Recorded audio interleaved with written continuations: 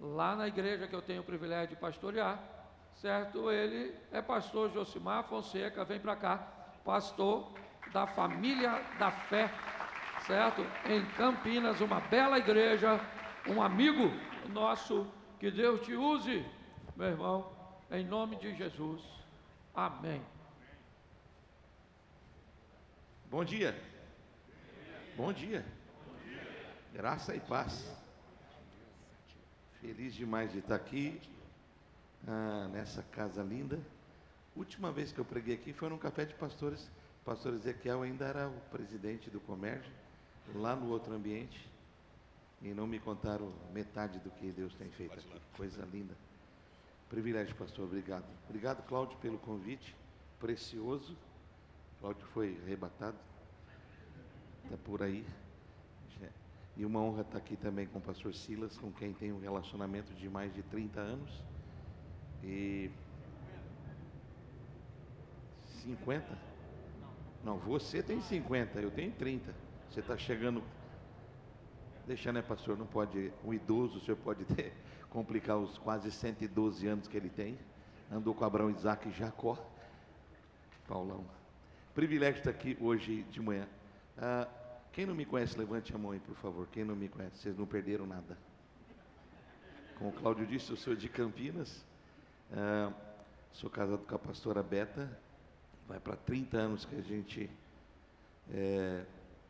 tem construído uma história familiar. Sou pai da Isabelle, sou pai do João Vitor. João Vitor é a 4ª geração de pregadores na nossa casa. E há 37 anos eu tenho pastoreado para a glória de Jesus. Quando vocês passarem por Campinas, vá nos visitar lá, por favor. Se você trouxe as Escrituras, por favor, sem perder nenhum minuto, eu quero abrir no segundo livro dos Reis. O capítulo é 13, o verso é 14. Um texto conhecidíssimo da palavra. E eu quero extrair algo que o Senhor colocou no meu coração esses últimos dias, para compartilhar aqui com vocês no Café dos Pastores. Se alguém tem a Bíblia aberta, o texto é 2 Reis 13, 14. Estando Eliseu padecendo da enfermidade que havia de morrer, Joás, rei de Israel, desceu a visitá-lo, chorou sobre ele e disse: meu pai, carros de Israel e seus cavaleiros.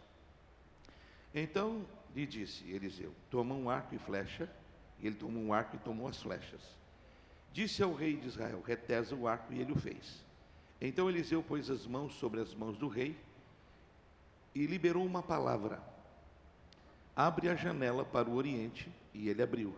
E disse mais: agora atira, e ele atirou. E prosseguiu declarando: flecha da vitória do Senhor, flecha da vitória do Senhor contra os teus inimigos ou contra os sírios, porque ferirás os sírios em Afeca até os consumir. Disse ainda: tome as flechas. E ele as tomou. Então disse ao rei de Israel: agora vem aqui, atira contra a terra. Ele a feriu 3 vezes e cessou. Então o homem de Deus ficou indignado, se levantou contra ele e disse: deverias ter atirado 5, 6, e terias ferido e destruído os sírios até os consumir. Porém agora só 3 vezes ferirá os sírios. E morreu Eliseu, e o sepultaram. Um bando de moabitas costumava invadir a terra à entrada do ano. Sucedeu que, enquanto alguns estavam com um homem, viram o bando. Então lançaram o homem na sepultura de Eliseu. E logo que o cadáver tocou os ossos de Eliseu, reviveu o homem e se levantou sobre os seus pés. Ok? Nós estamos diante de um final da história de um profeta, ou pastor, ou líder, com um ministério incrível de quase 50 anos. A maioria dos pensadores vai dizer que Eliseu tem perto de 80, idade do pastor Paulão, por aí. Também vão dizer que no reinado de 4 grandes reinos, ou o ministério dele falou para pelo menos 4 reinados diferentes. Agora ele está em casa, está isolado, e está enfermo. A Bíblia diz que ele está enfermo em casa, padecendo de uma enfermidade que o levaria à morte. Quero vos lembrar que Eliseu tem seu ministério iniciado num dia que Elias passa por ele, cobre-o com a capa, ele larga tudo e segue. Essa caminhada ministerial de Elias e Eliseu, essa paternidade, esse mentoreio, vai ter um desfecho no dia que Elias comunica a Eliseu que Deus vai tirá-lo. E você vai se lembrar do texto de 2 Reis capítulo 2, que por 3 vezes Elias quis dar uma herança espiritual para Eliseu e não aceitou. Gilgal, Betel e Jericó. E Jericó ainda tinha, além da igreja, um colégio de seminário pastoral. E em nenhum momento Eliseu aceitou essa bênção por caminhar com Elias, essa reta final do seu ministério. Então Elias faz uma pergunta: o que é que você deseja, garoto? O que é que você quer? Eu quero uma porção dobrada do Espírito de Deus que está sobre a sua vida. A resposta é uma resposta graciosa, que é assim: eu não posso te dar uma coisa que não me pertence, mas posso atrelar isso a uma verdade. Se você vê, quando o Senhor me tomar, quem sabe o Eterno não te concede. Cruzam o Jordão, você sabe, só estou lembrando você, de repente o Senhor passa por ele, carruagem de fogo, separa, e é a primeira vez que um cabra cai, mas cai de rosto para cima, e cai cantando: meu pai, meu pai. As escrituras declaram que uma peça da roupa, um manto de Elias se solta, cai, esse cenário se desfaz, Eliseu levanta, pega o manto, põe sobre si, volta no Jordão, toca as águas e diz assim: onde é que está o Deus de Elias? Literalmente está dizendo assim: até aqui foi com Elias, daqui para frente vai ser comigo. E se Deus fez com Elias, vai fazer na minha vida e no meu ministério. Essa unção preciosa foi um desejo que ele observou que ele queria. Ele não quis pastorear a igreja de Gilgal, não quis pastorear a igreja de Betel, não quis o seminário nem a igreja de Jericó, mas desejou receber a unção que repousava sobre aquele homem. Quase 50 anos depois, ele está em casa. E ele está desassociado, não por si, mas pelo reinado de Jeoás. Há uma cisão entre a liderança de Jeoás e o pastoreio de Eliseu. Parece que por um bom tempo eles não se falaram, até que uma crise bateu na porta do reino. E a Bíblia vai declarar que Jeoás não teve como lidar com aquela circunstância. Então pegou a sua frota, a sua comitiva, e desceu à casa do profeta e bateu na porta de Eliseu. A porta de Eliseu se abriu, porque eu sempre penso que graça é uma coisa que a gente não dá porque quer dar, a gente dá porque recebeu também de graça. Então a porta entra, e aí Jeoás entra no ambiente da casa de Joás, e tem esse adendo: ele está enfermo, está doente, mas ainda carrega uma unção, está velho, mas carrega uma unção. Talvez não esteja pregando, mas carrega uma unção. Talvez não esteja na melhor fase da sua vida, mas a unção repousa lá. Agora, a primeira fase de Jeoás, para a visão que ele tem da casa de Eliseu, é essa: meu pai, carros de Israel e seus cavaleiros. Uma vez ouvindo o Dr. Miles Monroe, lá em Balneário, ele disse assim, que essa interpretação para nós às vezes soa como fragilidade ou fraqueza. O que Jeoás está dizendo assim: eu tenho exército, eu tenho soldados, mas não me valem nada nessa hora. E ele está fazendo uma reconexão com a paternidade de Eliseu. Mas quero fazer uma ressalva: não é essa paternidade absurda de hoje, que você tem que estar debaixo de um cara, ele é tudo, você não é nada, e ele passa a ser mandatário da tua vida. Meu pai tem 88 anos, é pastor, ora 4 horas por dia, ok? Eu entendo que eu estou na paternidade dele, mas não estou embaixo, estou em cima, porque pai Pai de verdade é plataforma para os seus filhos voarem. Um bando, e assim não estou falando como crítica, quando a gente, em algum momento da nossa vida, as coisas começam a não funcionar, a gente acredita que se estiver debaixo de alguém que funciona, a gente vai funcionar. Então a gente paga preço equivocado por não entender o que é paternidade. Eu tenho um filho de 22 anos, já fez faculdade, já fez mestrado, já fez seminário, já está pregando. E eu tenho dito para ele: você não vem aonde eu vim, você vem nos meus ombros, porque Deus vai levantar você com uma geração poderosa. A palavra de Joel 2:28 vai se cumprir: derramarei do meu espírito sobre toda a carne, e os nossos filhos serão profetas. Eu não sei se você pode falar para alguém aí, mas meu filho, seu filho não vai te dar dor de cabeça, nem problema. Ele tem uma promessa: vai ser profeta para a glória de... Eu estou muito tranquilo para falar isso, porque não é novidade para ninguém, mas eu entendo que eu tenho estado debaixo da autoridade do pastor Silas. E muitos aqui estão. De vez em quando ele me liga. Não é muito, mas quando liga, treme da unha ao pé. E aí, cabra, você está bem? Estou bem, meu reverendo. Sua mulher está feliz? Falei: está meio difícil, mas Deus vai ajudar. Está precisando de algo? Não, meu pastor. Tudo bem, estou por aqui. Só isso. Eu vejo hoje que a gente tem uma certa necessidade de idolatria nessa área da paternidade, e a gente está chegando à bestialidade de desconfigurar as escrituras, amado.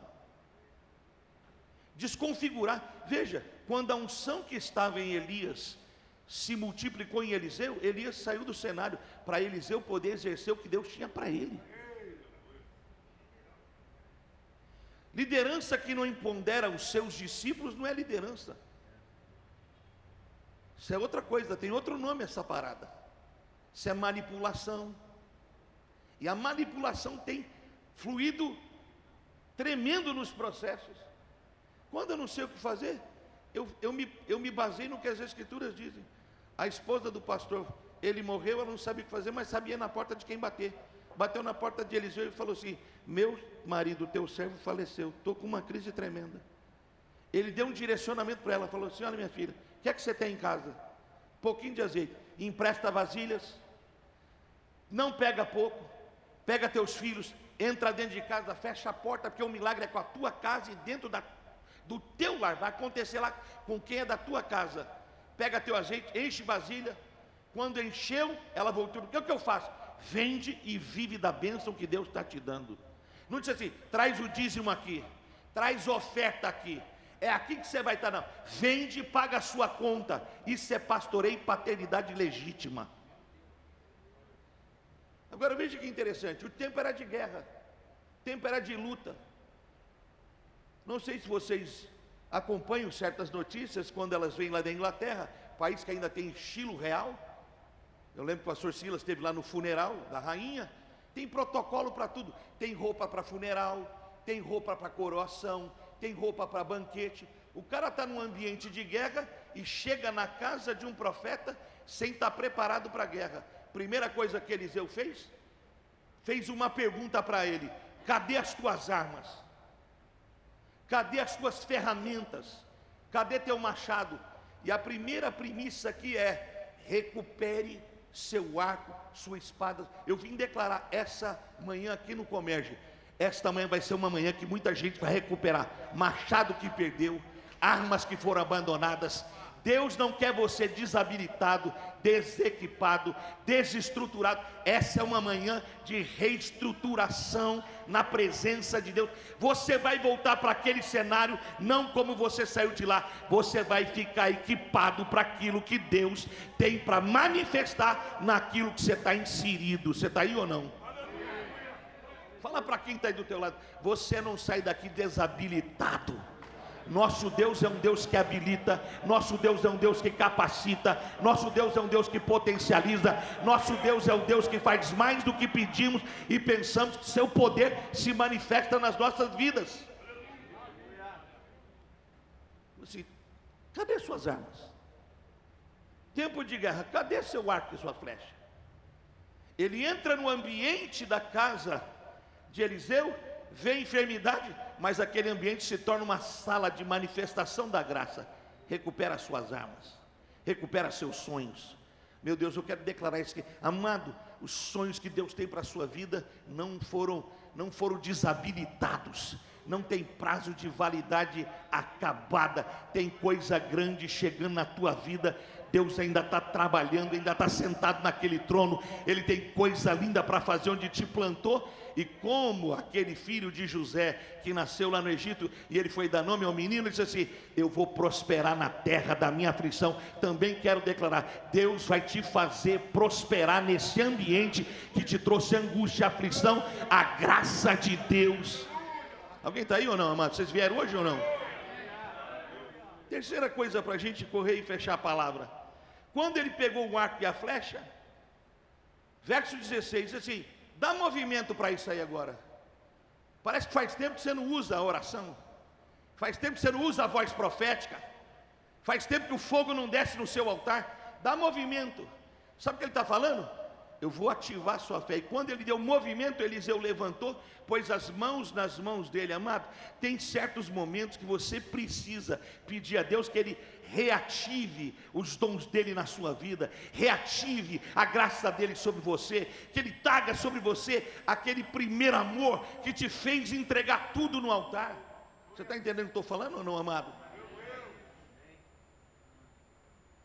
Aquele profeta de 80 anos, 50 anos de ministério, pôs as mãos dele nas mãos do rei e ativou a fé dele. Enquanto orávamos aqui hoje, eu dobrei meu joelho e falei: Deus, pega esses pastores, ativa a fé desses pastores, ativa a visão desses pastores, ativa os relacionamentos desses pastores. Senhor, move as águas aqui essa manhã, para a gente não chegar para uma reunião como essa e sair do mesmo jeito que a gente entrou. Eu não sei você, mas se eu fosse, eu tirava a sandália dos pés. Esse lugar foi preparado. Talvez esse seja a casa de Eliseu essa manhã, ambiente preparado para Deus entregar coisa que você abriu mão, para Deus falar com você de forma nova, graciosa, intensa. Aí quando ele viveu esse ambiente, Eliseu falou uma quarta coisa: agora que você retesou o seu arco, recuperou a sua arma, abre a janela. Porque uma é a perspectiva aqui da casa, uma é a realidade que você está vivendo aqui, outra é a que Deus está vivendo ali, que Ele quer que você viva. Quando você abre o Evangelho de João, capítulo 20, verso 19, diz assim: todos os discípulos, após a morte de Jesus, estavam trancados na casa, com medo, e já era fim de dia. Essa é a realidade: medo, porta trancada, tempo que se esvaiu. Só que a realidade do versículo 1 do capítulo 20 é essa: e a moça foi ao túmulo e viu que a pedra estava removida. Jesus já tinha ressuscitado, estava vivo, mas a realidade dele ainda não tinha chegado na realidade dos discípulos. Você está numa esfera e numa realidade, mas eu vim declarar para você, meu amado, guarde isso: o que Deus tem para fazer na tua vida não está sendo preparado, está pronto. Meu Deus, vocês estão aí ou não?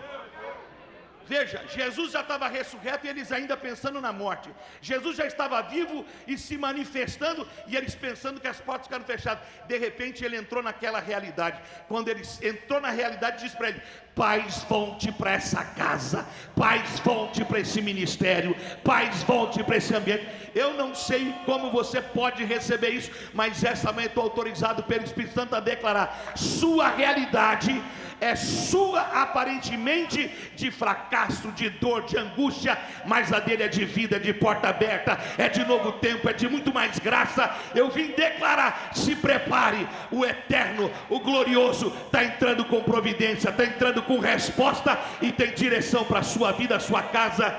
Oh meu Deus, vocês estão aí para glorificar o nome de Jesus ou não? Abriu a janela, aí Eliseu deu uma ordem: agora atira a flecha na direção do oriente, onde estão os teus inimigos. E ele soltou a flecha. Quando ele soltou, o profeta por 2 vezes liberou uma palavra profética: flecha da vitória do Senhor, Flecha da vitória do Senhor na tua casa, no teu casamento, no teu ministério. Meu Deus, levanta a mão, quero profetizar isso na tua vida. Eu vim declarar que tem vitória para o teu ministério, tem vitória para os teus filhos, tem vitória para a tua saúde, tem vitória para as tuas angústias, tem vitória para esses diagnósticos. Oh meu Deus, alguém diga comigo: flecha da vitória do Senhor. Dá para gritar bem alto? Flecha da vitória do Senhor no Rio de Janeiro, flecha da vitória do Senhor nessa nação. Deus tem vitória para a sua igreja, para o seu povo. Oh, aleluia.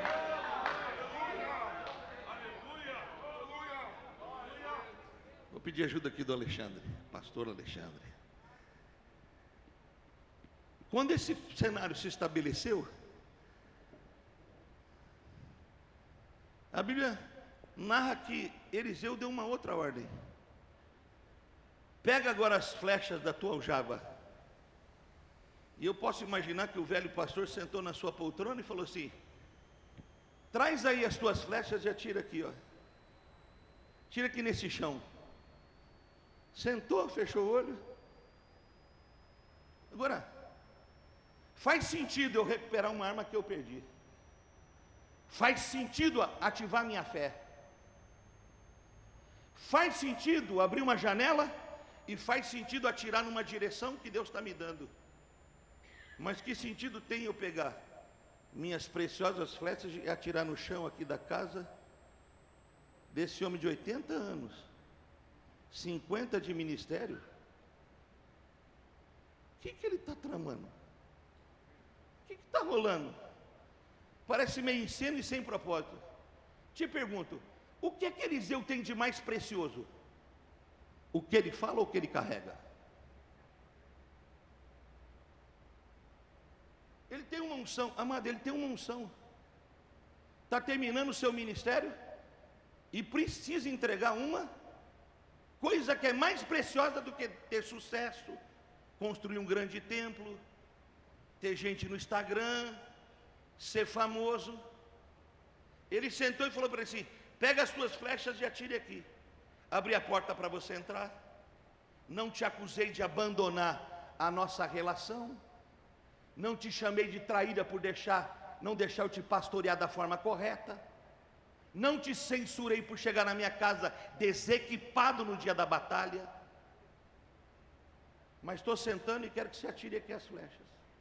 E a Bíblia diz assim, que ele começou a atirar, mas atirou 3 vezes e parou. É a primeira vez que Eliseu levanta e fica enfurecido assim: você deveria ter atirado mais. O que eu estou falando aqui, eu estou falando porque Deus falou comigo nesse texto. Porque às vezes nós desejamos algumas coisas, mas não sabemos nem o que queremos. Eu sei que a unção trafega de sacerdote para sacerdote, mas escute isso. Eliseu queria dar para Joás uma coisa que ele recebeu com um preço tremendo. E ele desceu à sepultura sem entregar a unção que ele recebeu. A minha oração aqui hoje de manhã, e eu já estou fechando a palavra, é que você pare de desejar ter telão na sua igreja, ter grandeza de gente, estacionamento, prédio. Isso é consequência de uma unção que vem, de uma unção que permanece,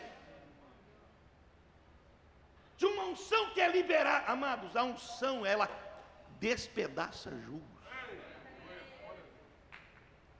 Enquanto Eliseu está sentando em uma flecha sangue no chão, zap, a unção que está dele vai começar a passar.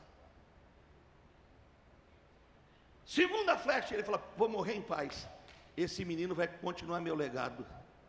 Terceira flecha, parou, ele disse: não, por que você não desejou? Por que você não quis receber, não só vitória, mas uma unção que vai além? Amados, eu não sei se você, às vezes as pessoas querem ter assim a oratória que pastor Silas tem, a graça que pastor Ezequiel tem, sabe? Na adoração, na condução. Nós deveríamos desejar. Eu tinha 13 anos, meu pai me levou lá em São Paulo, para ver uma conferência de Mauro Cerulo. Eu sentei na última fileira da arquibancada daquele Ibirapuera. Dava para ver aquele toquinho de gente, judeu bravo, à distância, soltando a graça de Deus, é unção para um negócio doido. Eu falei assim, meu pai, um dia Deus poderia me pôr perto desse homem, para ele só pôr a mão na minha cabeça. 7 anos depois, 20, estava no Bom Retiro. Esse amado me convidou para ir numa reunião que ele dirigia de quarta-feira. Ele não foi e falou, Cerulo vai pregar. O senhor acho que não vai lembrar disso. Eu fui lá. Sentei embaixo, na Afonso Pena 500 e alguma coisa, era a rua lá. Sentei embaixo. De repente Jabes me viu e falou, vem cá. Me sentou atrás. Eu sentei atrás do judeuzinho. Eu estava ali olhando ele e falei, Deus, em 7 anos o senhor fez uma distância. Ah, se esse homem me permitisse receber essa unção. Ele estava pregando e falou assim, virou para trás assim, vem buscar. Só que tinha uns 300 pastores no altar. Eu falei assim, quem é que deve estar desejando essa parada? Gidalto estava interpretando, ele voltou a ministrar, e eu falei, Deus, podia ser comigo isso aí. Ele virou assim, segunda vez que eu falo contigo. Tomei coragem e levantei, fui aproximando. Ele tirou o blazer dele e jogou em mim. Nunca mais eu fui um menino medroso que eu era. Naquele dia uma graça tomou meu coração. Eu jogava futebol. Eu larguei tudo para servir a Deus. Amado, eu estava em casa orando essas madrugadas, pensando, falou assim, Cláudio vai te chamar no café. Eu já te dei a palavra. Eu não tive essa palavra aqui, eu tive há dias, antes de Cláudio me chamar. Porque nós precisamos voltar lá pela unção de Deus, pela presença do seu poder, que levanta pessoas de cadeira de roda, que liberta famílias, que fecha centros espíritas, e que manifesta a graça de Deus onde a gente está plantado. A unção de Deus não foi feita para estar numa sepultura.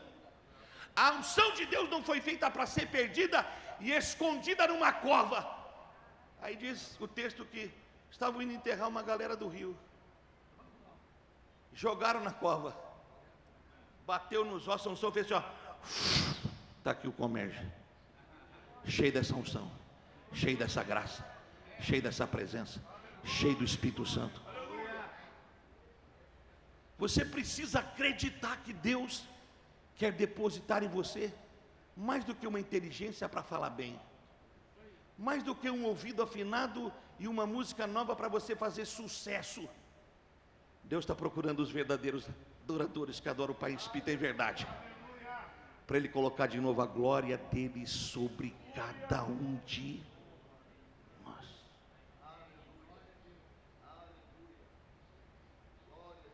Eliseu faleceu da mesma enfermidade, mas não transferiu. Aí Deus pegou gente improvável como a gente e depositou essa unção na nossa vida. Eu não sei você, mas eu tenho que ser sincero comigo. Não era para eu estar vivo. Não era para ter chegado a 57 anos. Não era para minha vida ter dado certo. Ela só deu certo porque uma unção foi liberada sobre a minha. Meu Deus, alguém está aí essa manhã? A minha oração é que você venha para cá, não porque você vai receber uma ideia, você vai receber uma estrutura. Eu creio nesse processo. A gente está no Lar de Paz lá, está dando resultado. Eu tenho uma carreta que a gente chama de church truck. Deus me deu essa parada, vale 7 milhões. Em 3 horas eu abro uma estrutura que atende 10 mil pessoas. Tem palco, tem som, tem LED, está tudo dentro. Deus deu, é uma ferramenta na ação social, está abençoando a nossa região. Eu gastava uma fortuna para fazer um evento, agora com 12 mil reais eu faço a parada funcionar 24 horas assim, ó. Tem um gerador, é uma ferramenta linda que Jesus deu, mas isso são só estratégias se não tiver o óleo fresco. Se não tiver unção, você vai ter agenda, vai trazer cantor, vai trazer pregador, mas só vai encher linguiça. Você precisa entender que a unção vai diferenciar. E essa unção está disponível aqui hoje, para a glória de Jesus. Se alguém quer dar um brado de vitória, glorifica. Eu quero fazer uma oração. Como está cheio de apóstolo aqui, eu vou tomar da ousadia de pedir que a gente levante. E se alguém está aqui hoje, como eu aquele dia no Bom Retiro, 20 anos, em 7 anos Deus encurtou uma distância da minha vida que levaria anos. Depois dali acabei tendo amizade com o reverendo Mó Cerula. Depois tive amizade com outras pessoas que Deus foi me dando. Amado, a unção que você respeita, a frase de Mike Murdock, é a unção que você atrai. Eu não sei você, mas quando eu vejo alguém subir no altar, eu falo, Senhor, mostra a unção desse homem aí. Eu respeito o que o Senhor está dando para ele. Eu reconheço o que o Senhor depositou na vida dele. E essa unção passa a fluir. Hoje de manhã, nessa palavra simples que o Espírito Santo me deu, se Deus falou com você, escute bem isso, amado. Não é se você gostou, não é se você achou legal, é se o Espírito Santo falou com você, seu lugar não é esse, seu lugar aqui no altar. Você vai vir buscar o que é seu, buscar aquilo que Deus tem para a sua vida, buscar o que Deus tem para a sua casa, buscar o que Deus tem para o seu ministério. Pede licença e vem para cá, para a gente poder orar. Eu não vou nem orar, vou pedir para o reverendo orar. Vem para cá, Ezequiel. Vem para cá, reverendo. O senhor é o pai da casa aqui. Vem para cá. Eu vou pedir na ousadia do Espírito. Os pastores estão aqui do ministério. A gente vai impor as mãos. A gente vai impor as mãos. E Deus vai liberar a unção. Uma vez, eu acho que foi lá em Balneário. Uma das últimas vezes que mais irmão veio. Ele pregou sobre a unção, pegou uma bola de basquete, falou dela, e aí falou para o senhor assim, a unção é como uma habilitação. E aí deu na mão do senhor e falou assim, Deus vai habilitar o senhor para essas coisas. Está acontecendo, hein? Está acontecendo aquela habilitação. Hoje você vai receber uma habilitação do Espírito. Eu vou pedir aos pastores, com muita ousadia, a gente recebe de graça tem que entregar. Eu não vou levar nada para casa, amado, eu vou sair daqui vazio. Eu gosto da frase do Dr. Myers Moon, do livro dele, Em Busca da Excelência. Ele disse, o cemitério é um lugar para todo mundo ir, para você ver quanta gente morreu e levou consigo coisas que não deveriam estar naquelas covas. Nós precisamos acreditar que a gente pode entregar o que Deus tem, entregar. Os 2 pastores subindo para orar, o cara pediu uma esmola, falou assim, olha para mim, eu não tenho dinheiro, mas eu tenho unção. Amém. Eu não tenho uma porta, mas eu tenho unção. Amém. Eu não tenho nada, mas eu tenho uma unção. E o que eu tenho de graça, eu te dou. Pegou na mão do cara e puxou. E o cara disse que as pernas endireitou, entrou dentro da casa de Deus, saltando, pulando e adorando. Amado, talvez você quisesse uma mentoria que te ajudaria a trabalhar. Amado, isso tudo é precioso e Deus vai preparar para você ferramentas. Mas hoje uma unção vai descer aqui. Eu estou crendo. Deus vai potencializar você. Vou pedir para Cláudio, pastor Silas, vou pedir para quem está aqui, ó, começar a impor as mãos. Os pastores aí, ó, Leandro. Uma unção vem. Enquanto o pastor Ezequiel ministra, nós vamos pôr as mãos e uma unção vai vir. Um óleo fresco vai vir. Uma graça vai descer. O altar não toma nada de ninguém, o altar entrega, o altar devolve. Aleluia, pastor. Aleluia. Deus está falando profundamente ao nosso coração. Deus não errou em escolher você. Deus não errou em escolher você. Josimar foi tremendamente usado por Deus. É isso.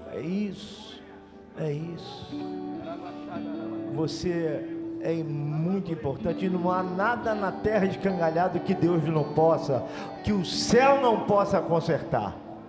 Nada escangalhado na terra que o céu não possa consertar. Aleluia. Nós vamos ministrar. Comece a receber algo de Deus. Oh, aleluia, aleluia. Começa a receber, começa a glorificar o Senhor. É uma manhã de renovo, uma manhã de restauração, uma manhã profética, uma palavra rica do coração de Deus para nós. Oh, Rabachandarabará.